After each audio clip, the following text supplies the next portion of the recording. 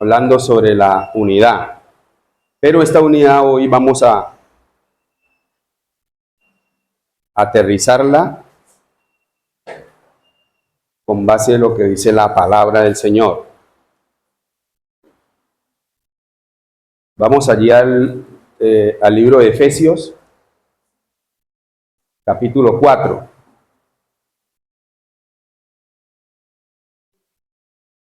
Efesios, capítulo 4.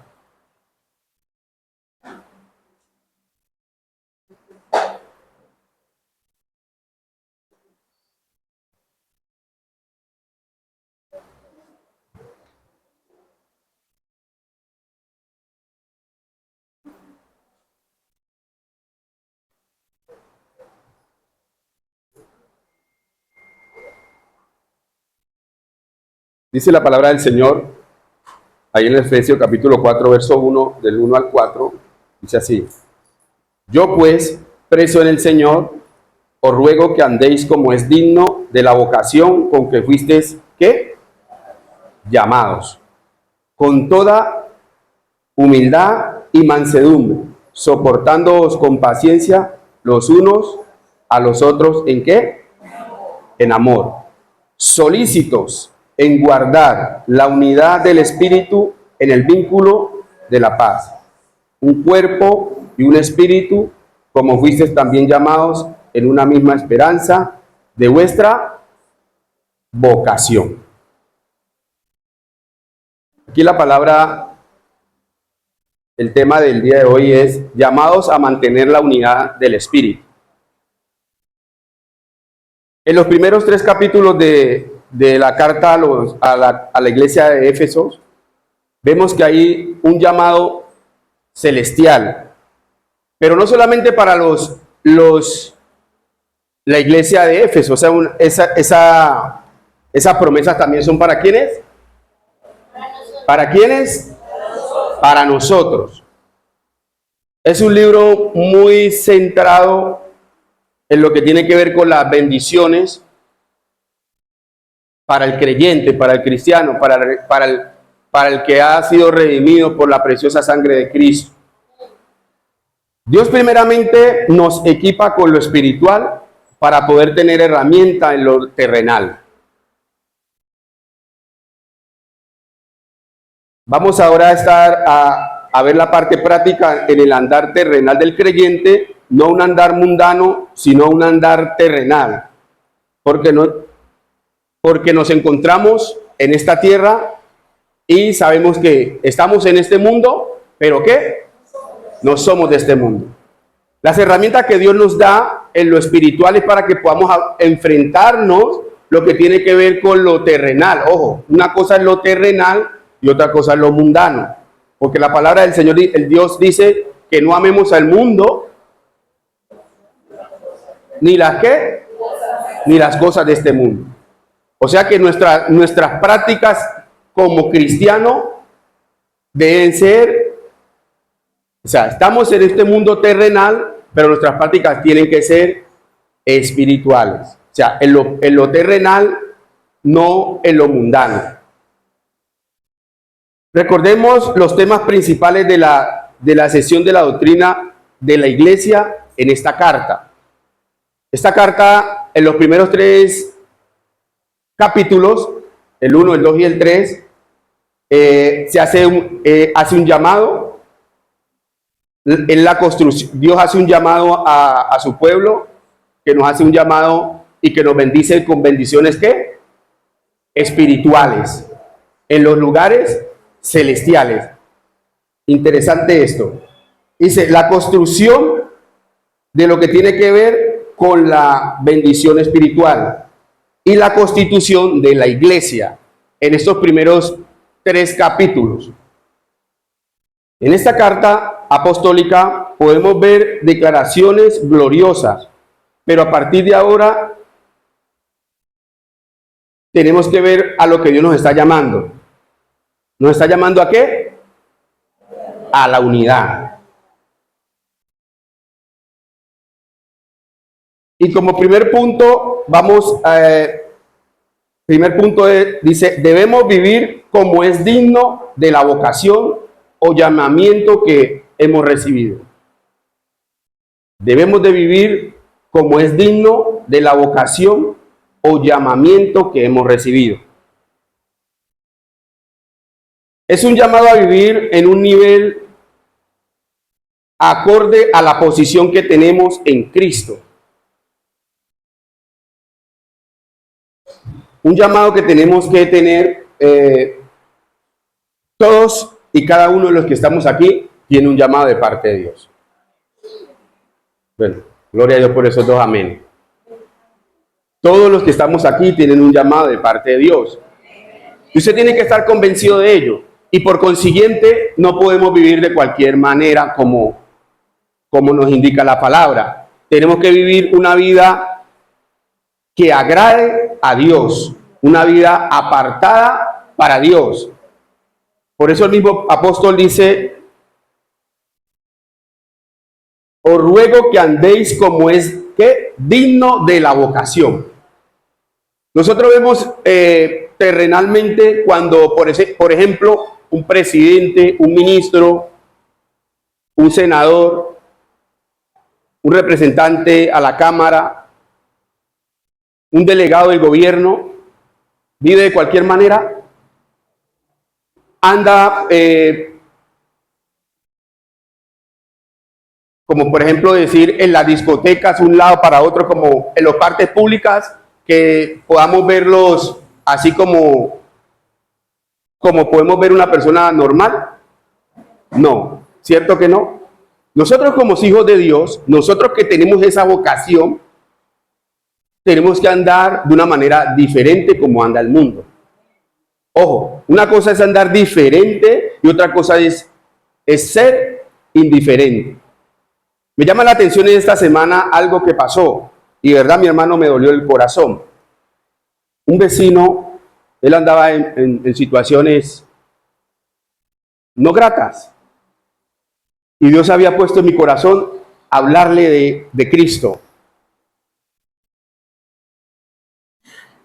¿Y cómo les parece que lo tuve así de frente y él se me sonríe? Y lo dejé pasar. Y el miércoles lo hirieron y el jueves murió.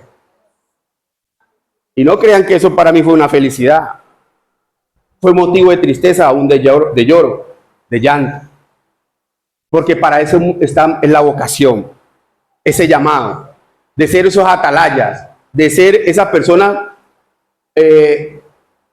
oportuna en el momento inoportuno. ¿Cómo así? No entendí ese trabalengua, de pronto dirá usted. A veces nosotros estamos en lugares inoportunos, pero tenemos que ser oportunos. Aprovechar esa oportunidad, aprovechar que usted y yo tenemos un llamado para poder extender el evangelio, extender el reino de los cielos, compartir de Cristo. Quién sabe si de pronto Dios le estaba dando esa oportunidad, al menos esa advertencia o al menos esa oportunidad para que esa persona se hubiese salvado. Y yo omití esa responsabilidad. Y eso obviamente me ha dolido y todavía estoy acongojado. Porque el propósito de Dios es que todos procedan al arrepentimiento, que ninguno se pierda.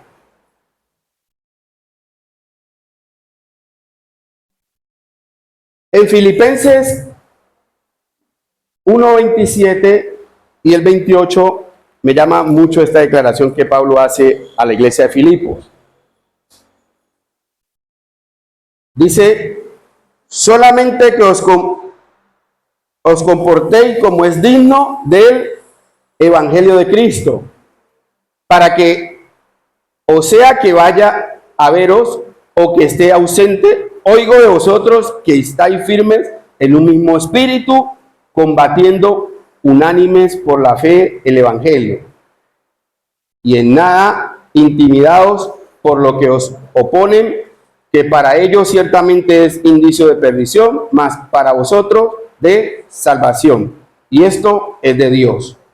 Aquí Pablo está dando una recomendación de lo que tiene que ver a la iglesia de Filipo en cuanto a lo que tiene que ver con la vocación y la unidad que tenemos que tener como cuerpo de Cristo.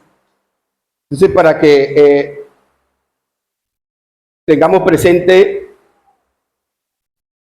la vocación que tenemos como Dios a cada uno de nosotros nos ha llamado. El segundo punto es la humildad.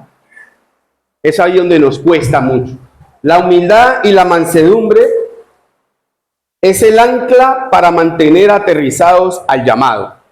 Ese es el segundo punto. La humildad y la mansedumbre es el ancla para mantener aterrizados al llamado.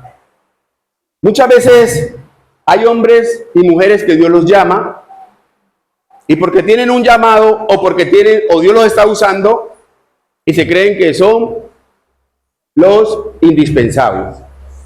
En la tierra, el único indispensable se llama ¿quién? El Espíritu Santo. Es el que necesitamos para hacer la tarea. Es el único, mi hermano. Entonces nosotros que Dios nos llama a esta vocación, debe haber en nosotros humildad. Pero no humildad, a veces hay una humildad en lo conceptual. O quizás una humildad que, por ejemplo, decimos en los barrios populares. Ay, es que ese barrio es muy humilde. Pero resulta que esas personas que aparentemente dicen ser humildes son las más altivas. La humildad no consiste en posición.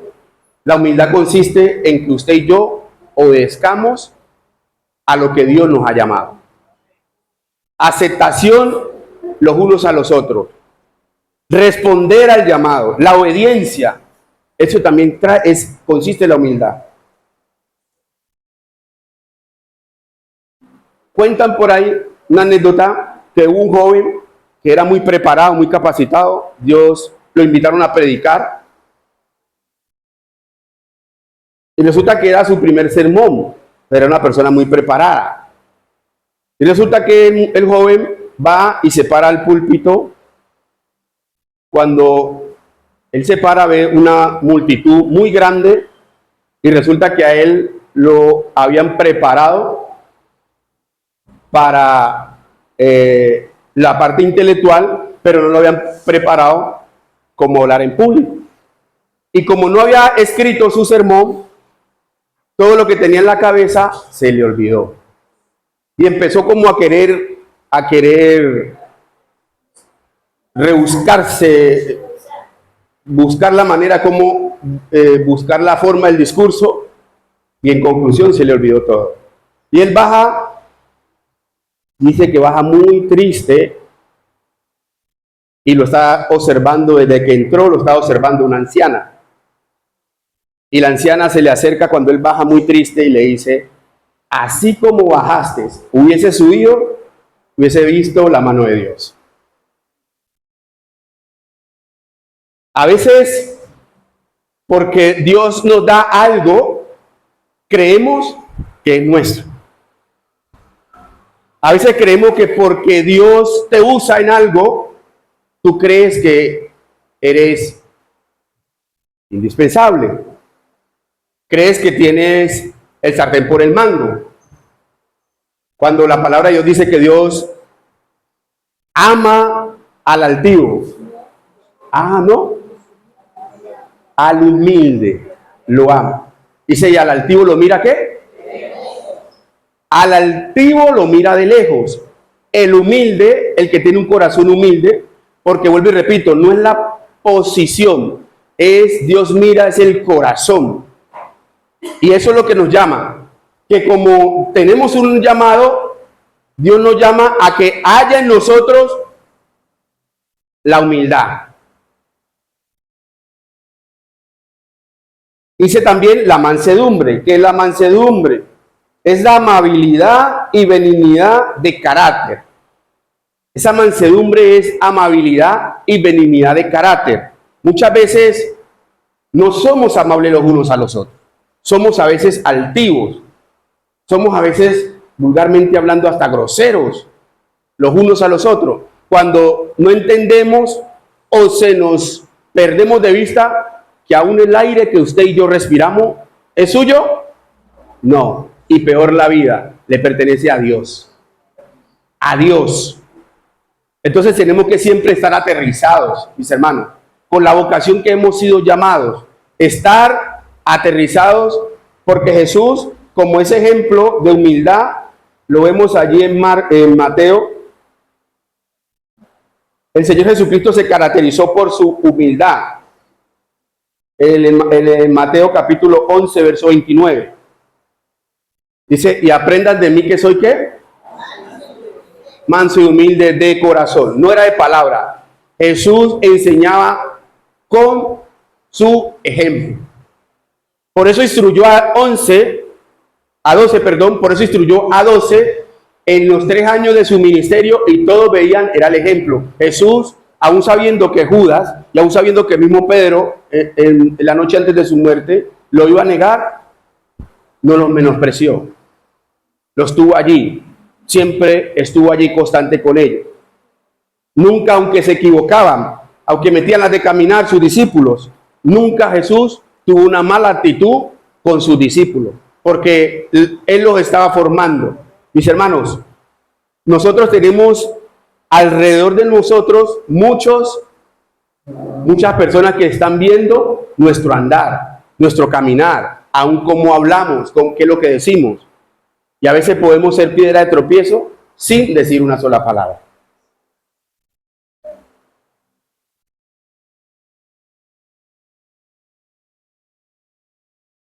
En esta lista también se incluye la paciencia. ¿Y la paciencia qué es?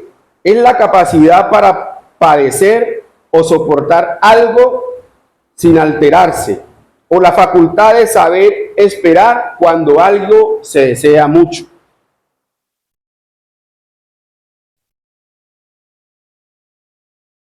Dice el texto, el que estamos allí en Efesios, dice el verso 2, con toda humildad y mansedumbre, soportándoos ¿con qué?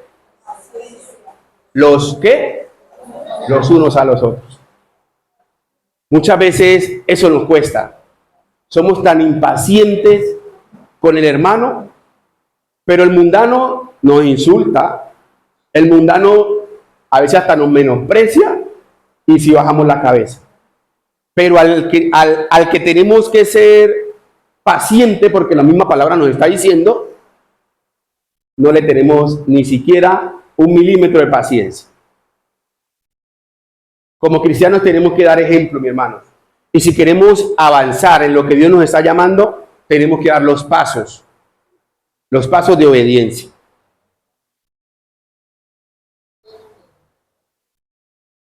Ahora también se nos indica en el mismo verso, soportándoos con paciencia los unos a los otros, ¿en qué? En amor. ¿Y qué es el amor? El amor, la descripción del amor está en el capítulo, en 1 Corintios capítulo 3. Dice que el amor es sufrido, es benigno, no es jactancioso, no busca lo suyo.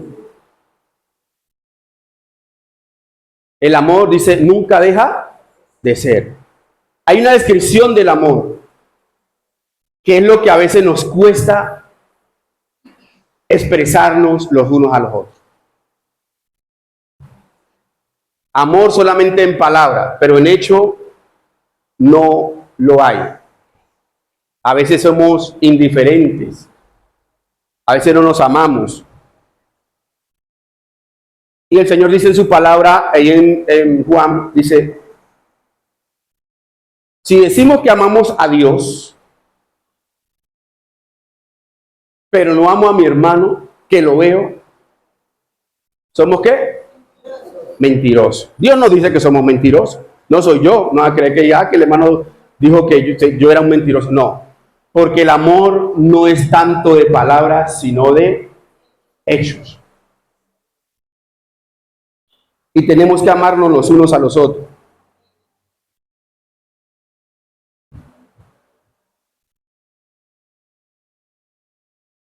Aquellos que están tomando nota pueden Colosenses capítulo 3, verso 13. Colosenses 3:13 dice, soportándoos unos a otros y perdonándoos unos a otros, si alguno tuviere queja contra otro, de la manera que Cristo os perdonó, así también hacedlo vosotros. Tenemos que estar alineados a lo que Dios nos manda. Y el punto número 3, procurando mantener la unidad del Espíritu en el vínculo de la paz.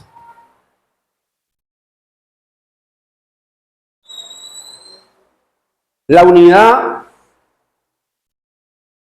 no nos pertenece a nosotros. La unidad le pertenece al Espíritu Santo. Pero nosotros debemos de mantener la unidad.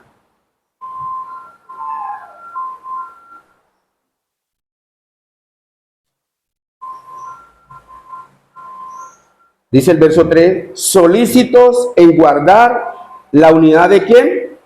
¿La unidad de quién? Del Espíritu. La unidad no nos pertenece. Debemos mantenerla, debemos de buscarla, debemos de encontrarnos para poder estar en esa armonía con la unidad. Y saben, muchas veces pensaba ahorita cuando estaba en la declaración, cuando mi hermano decía que le dolía el corazón la desunión, ¿saben? Muchas veces nos cuesta la unidad. ¿Saben por qué? Porque tenemos contristado al Espíritu Santo. Porque cuando usted y yo estamos activos, tenemos al Espíritu Santo activo en nuestra vida, es muy fácil. Si mi hermano me ofendió, tranquilo, mi hermano, yo lo perdono. Si mi hermano me hizo alguna situación que no me agradó, yo lo perdono. Pero a veces ni siquiera, hasta por un saludo nos enojamos. Hasta por de pronto, un hermano de pronto tenía alguna urgencia, iba para el baño y no te saludó, y este hermano de que las cree, de que las pica. Pero cuando estamos conectados con el Espíritu Santo, se nos va a hacer muy fácil entrar en lo que tiene que ver a lo que Dios nos está llamando, ¿a la qué? A la unidad. Por eso nos cuesta mucho, porque estamos desconectados del Espíritu Santo. Quizás de pronto está el Espíritu Santo contristado, quizás de pronto el Espíritu Santo está entristecido, está apagado, y por eso no va a ser la conexión los unos a los otros. Y es por eso que debemos buscar, mis hermanos, buscar, anhelar, desear esa unidad en el vínculo de la paz.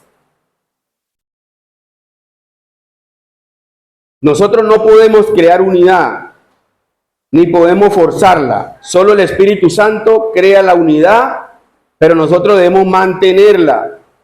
Todos los verdaderos creyentes en Cristo Jesús pertenecemos a un ¿qué? A un cuerpo. Y tendríamos que ser conscientes de que somos uno solo en Cristo. Y Cristo como la cabeza. Y nosotros los miembros los unos a los otros. Mis hermanos, el Espíritu Santo nos ayude a poder alinearnos al llamado para mantener esa unidad.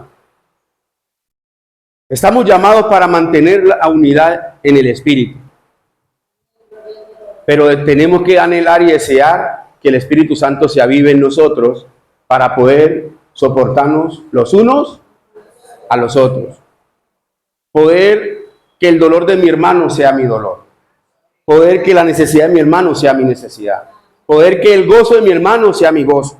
Porque a veces hay personas que, como le decía ayer a alguien, él adquirió algo, y yo le decía, ten mucho cuidado que tu progreso va a ser una molestia para otros. Porque así pasa. Y desafortunadamente a veces como hermano, mi hermano le digo la verdad en el amor de Cristo. Yo cuando, si es mi hermano, gloria a Dios. Pero cuando hay un particular, una persona que uno sabe que le está yendo bien, a mí me da alegría. Porque digo, uno menos que salió, uno menos que ya está en el otro lado. A mí me agozo, de verdad, porque es ver la felicidad, porque también ver el dolor del otro también genera dolor, genera dolor cuando hay una pérdida de un ser querido, de otro, independientemente de la persona como sea. Da dolor porque es Dios lo que anhela y desea es que en el ser humano hay gozo, que haya alegría, que haya paz. Pero estamos en este mundo terrenal y desafortunadamente pasan muchas situaciones. Pero nosotros como cristianos, por la vocación que hemos sido llamados, tenemos que buscar siempre, mis hermanos, buscar siempre ese principio de la unidad. Pero recuerden, la unidad no la podemos crear nosotros. ¿Es el quién? ¿Quién? Es del Espíritu Santo y es el Espíritu Santo que nos va a ayudar con ello. El Señor Jesús oró por esta unidad. En el capítulo 17 de Juan, vemos cómo Jesús ora por sus discípulos. Y vemos cómo dice, Padre, yo así como tú y yo somos uno, que ellos ¿qué? Sean uno. Que ellos sean uno. Jesús oró por esa unidad. Y si Jesús oró por esa unidad, mi hermano, ¿quién es usted y quién soy yo para no anhelarla, no desearla, no buscar ese vínculo los unos a los otros?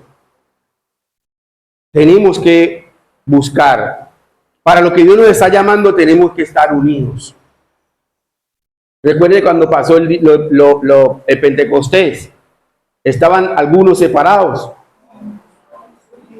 Dice, juntos y en armonía. Había unidad, no de palabra. Había unidad en ellos y vino el de repente. Siempre que Dios utilizó a un hombre y una mujer para una misión, siempre se necesitó la unidad.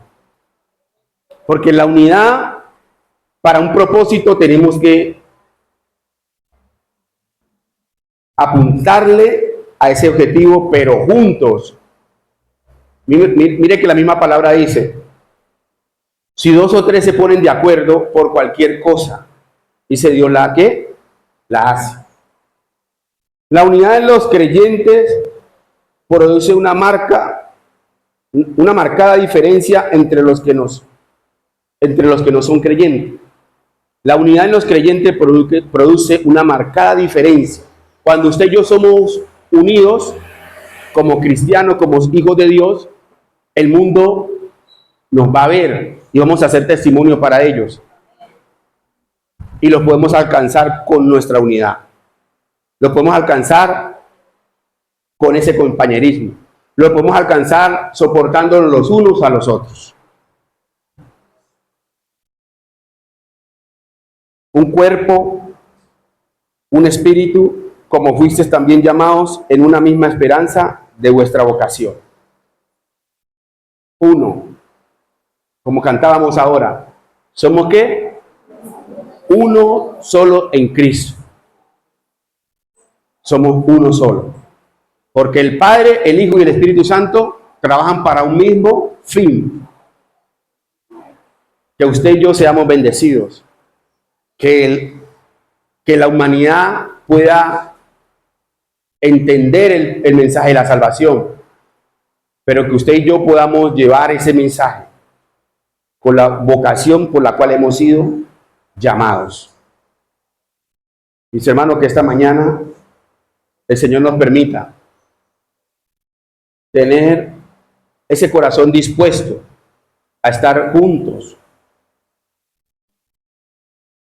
a procurar mantener esa unidad, procurar sostener esa unidad, procurar que usted y yo, ninguna diferencia nos separe.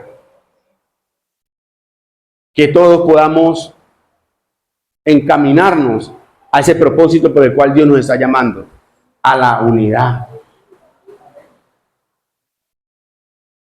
Si queremos crecer, tenemos que empezar, los que estamos, a unirnos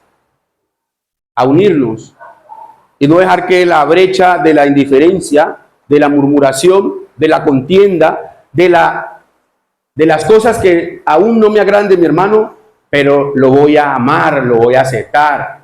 Porque recuerde que a veces nosotros pretendemos querer ser más que Dios.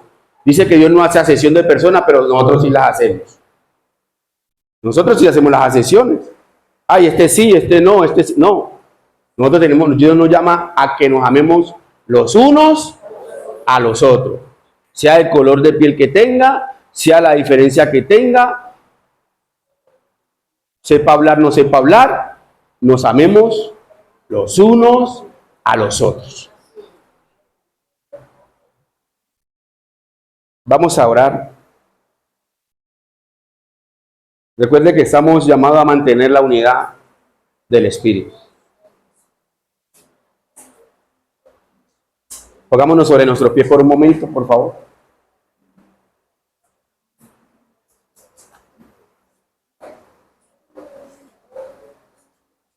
Los que se pueden colocar de pie.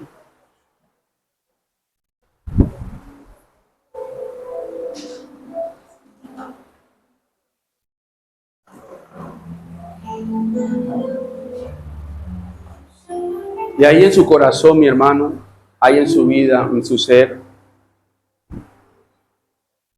si usted sabe que hay diferencias con su hermano, bueno, quizás un pronto puede ser su hermano aquí, puede tener diferencia con algún familiar, algún vecino, que haya alguna situación.